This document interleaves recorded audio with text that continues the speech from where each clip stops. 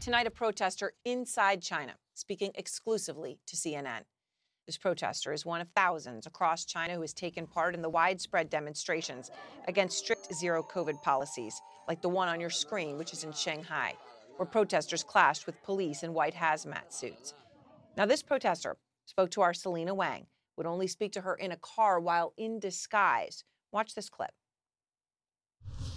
The protest happened wasn't just random because there was this social anger that was, accumulating in everyone, especially the middle class. So I think the purpose of this policy has shifted. It shifted from actually protecting people's lives to a political campaign. They never told us about the data, the exact data. How many people died of the COVID, and how many people died as a collateral damage of zero COVID policy.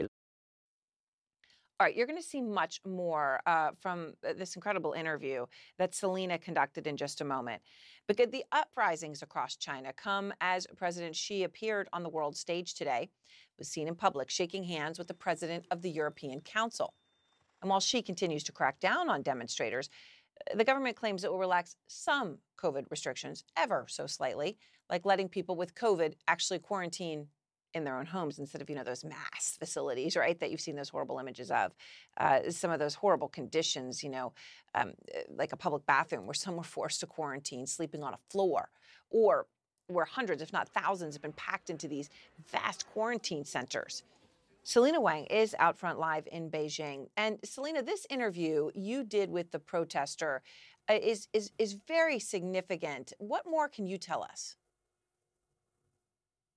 Yeah, Erin, it is so hard to get any person in China to speak on camera to foreign media, let alone on such a sensitive topic. But this person felt passionate about sharing with the world that while the protesters, they make up a tiny portion of China's population, they really see themselves as speaking for the masses because zero COVID has been a unifying source of anger for people, young, old, rich, or poor. And this person described being a part of the demonstration in Beijing as both scary, but also empowering. Silence will not protect you. This person, one of thousands across China, willing to put their lives on the line to speak out. Years of pent-up anger over China's draconian COVID lockdowns boiling over into protests. I felt like I lost control of my life because of this COVID policy. Nobody is telling you when this is gonna end. We are limited physically, and now we're limited mentally. We are forbidden to express our ideas. For some, that cathartic emotional release spilled into calls for political changes. Some even chanted for Xi Jinping to step down. He's the one who's responsible for this whole policy thing. But for me, first thing first, I want this zero COVID policy gone. And if we have more freedom of speech and freedom of press, of course, that would be great. What do you think you guys achieved by participating in that protest? If you don't demonstrate, if you don't show them your voice, your idea, they will never know. And this is what happened next. China's security apparatus swiftly smothered the protests. CNN is shielding the protesters' identity because of fears of retribution, even conducting the interview in a car to avoid tracking from authorities. Police are calling and visiting the homes of some protesters, and in Shanghai, randomly stopping people to check their phones on streets and what appears to be in subways. Protesters say they're looking for VPNs needed to use banned apps like Twitter or Telegram, which some protesters use to communicate. Another protester told CNN, "I'm afraid we cannot hold protests like this again in the future. There are always undercover agents in our Telegram group. Every few meters on the street, there are police and police dogs. The whole atmosphere is chilling." I'm in the center of a protest in Beijing right now. They're chanting that they don't want COVID tests. They want freedom. Less than 24 hours after this, we drove back to that spot. Police cars as far as the eye could see. Then a few days later, it's pretty much back to normal, like nothing ever happened. And that is precisely the goal of the Communist Party. CNN has verified protests erupted in at least 17 Chinese cities, but every single one has been stamped out. In Guangzhou, residents destroyed COVID testing booths. Police in riot gear immediately swarm in. They march through a market, shouting at people to leave, firing tear gas to disperse protesters, pushing through with shields and making arrests. Authorities have gone into overdrive to censor all evidence of unrest online. That white piece of paper actually represents the censorship and all the deleted contents. You cannot arrest us for just holding a white paper. I still have that white paper. I protested and I put it in my diary as a souvenir to show my future generations that you should always fight for your rights and never let your voice be silenced. How does it make you feel, though, that the government even censored pictures of people holding white papers? By doing this, they're just going to make the crowd even angrier. Instead of trying to silence us, they should really focus and try to think why this happened.